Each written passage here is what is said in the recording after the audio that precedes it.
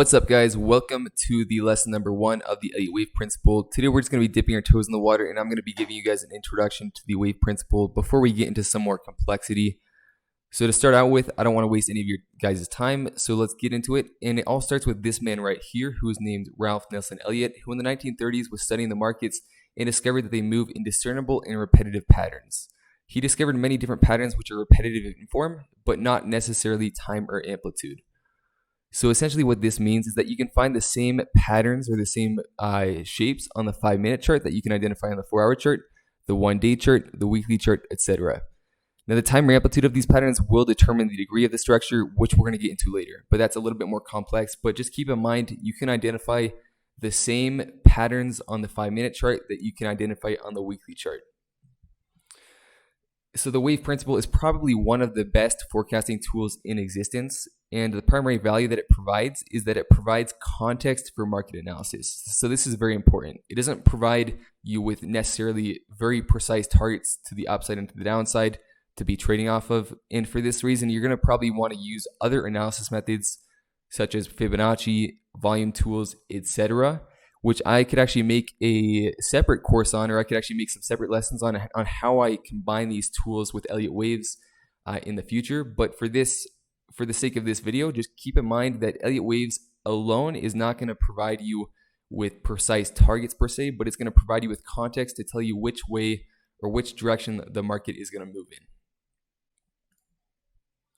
So what is the Elliott wave principle and why does it work? The Elliott wave principle is a direct reflection of human psychology in the markets, and it works because the patterns that Elliott observed in the markets almost a century ago, keep in mind in the 1930s, are a byproduct of the same psychology that is present in the markets today. Now, of course, there are slightly different factors and pressures in the markets today that weren't present several decades ago, and this may distort the proportions that Elliott observed slightly.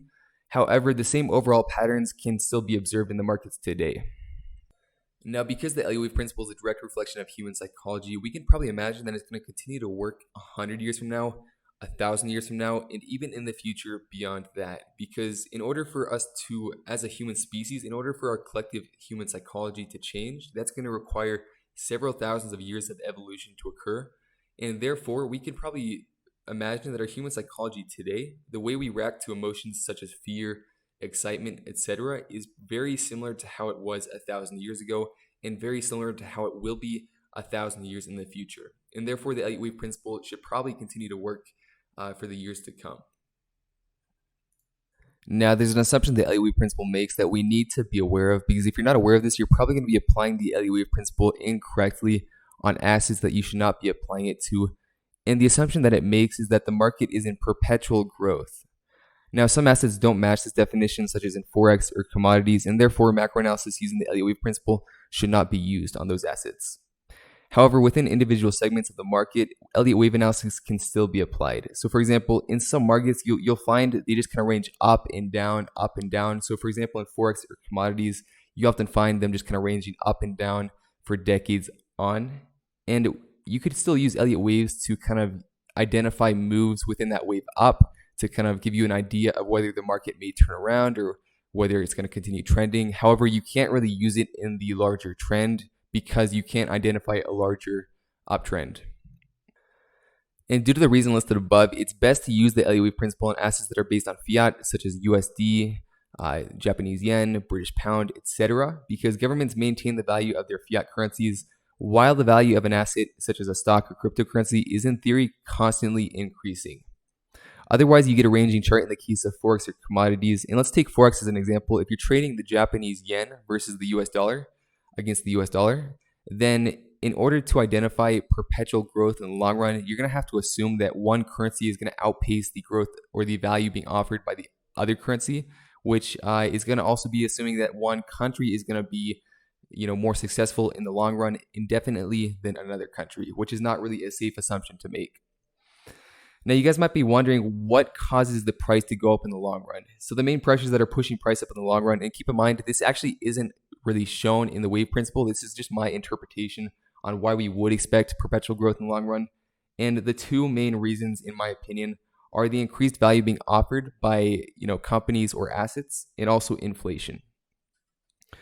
So, for example, in the case of a stock, a company should, in theory, continue to scale and provide more value over time. And of course, this doesn't always happen. You'll find companies that they'll provide a lot of value for the first 5 years, and then they'll be pretty stagnant and actually start to decline. And those companies often at times fail, and they'll be outcompeted by the companies that do continue to provide more value time after time and time again. Another example is Bitcoin in the case of cryptocurrency.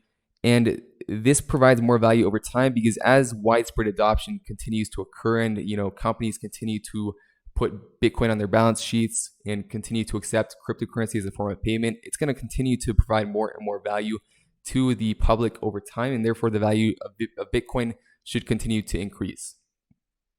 Now, finally, getting into inflation, since the asset you're analyzing is based on fiat most likely, then naturally, if it retains the same value over time, it should increase in price by about 2 to 3% per year on average, which has tended to be the average rate of inflation for the US dollar.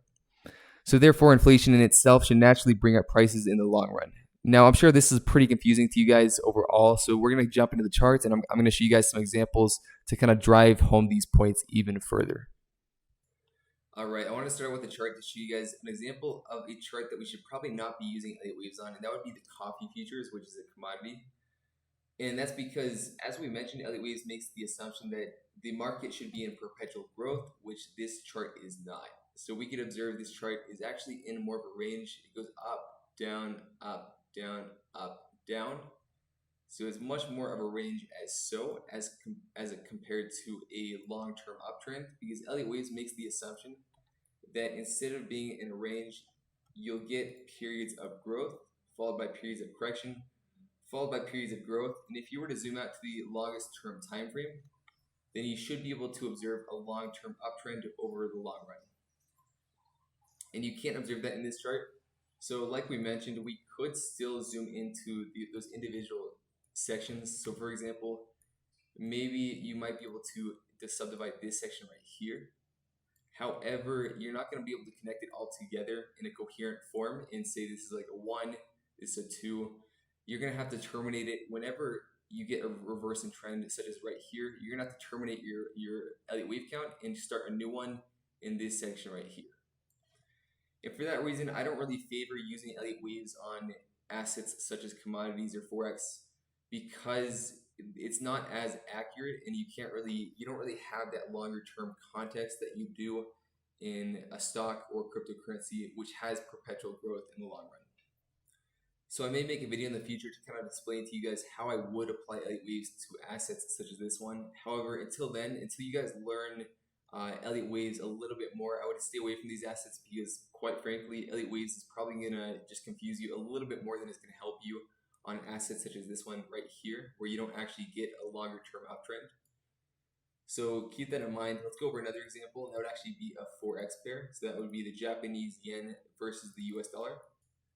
So this example is very similar to the coffee futures chart that I showed you guys, because we just kind of go up and down, and we don't actually form perpetual growth or a long-term uptrend.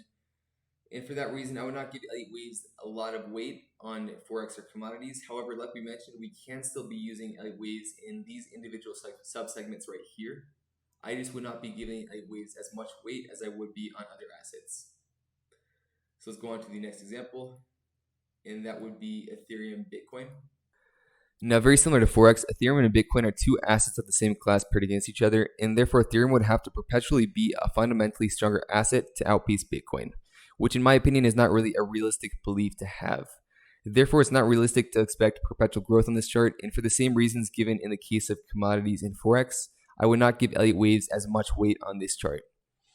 So I hope you guys are kind of getting at, or kind of understanding what I'm getting at, that you should probably use assets that are based on fiat, whether it's US dollar or the euro or whatever it may be, because if you're gonna be using Elliott waves on a chart that has two assets of the same class or two assets that are very similar to each other, you have to make a bet that one asset is going to outpace the other asset to get perpetual growth, which is just not, like I mentioned, not a very realistic belief to have. So let's go into the next example, and that's going to be showing us an example of a chart that we could be using Elliott waves on.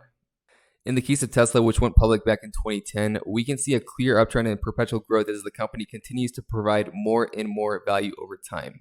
The same phenomenon can be seen in Bitcoin and stock indices. These assets are ideal for Elliott waves. So now I'm going to get into the last example, which would actually be gold, to demonstrate the impact of inflation, or the effect of inflation. So let's zoom out a little bit. And then to clarify, this would be US dollars per ounce of gold. And if we go to 1970, we can see 1 ounce of gold was about 36 US dollars. But we also know 1 US dollar back then had a different value than it does today due to inflation. So I went ahead and researched how much 1 US dollar was back then in comparison to today's dollars. And $1 back then was about $7.25 today. Which, if you multiply 36, which is the price of 1 ounce of gold back then, by 725 to get the value of gold in today's dollars, you get $261, which is actually considerably cheaper than what gold is trading at right now, so which is about $1,933. So let's skip forward to 1980, and we can see the price of gold back then was $875. But 1 US dollar then was $3.14. So 875 multiplied by 314 gives us 2,747, which is actually considerably more expensive than what gold is trading at right now. So even though gold was cheaper in price back then in 1980, it was more valuable than it is today in today's market. Now in 1990, just to give you guys another example, gold was trading at $421, and the value of 1 US dollar is equivalent to what $2.15 is today. So 421 multiplied by 215 gives us 905. Now, this exercise was mainly to show you guys the second major force that pushes prices up in the long term, inflation. And hopefully you guys found it interesting and are walking away from it with an understanding on why you do want to apply Elliott waves to assets that are based on fiat, because you're going to get these long-term uptrends as so. And that about wraps it up for lesson number 1, and I'll see you guys in lesson number 2. Take care. Bye.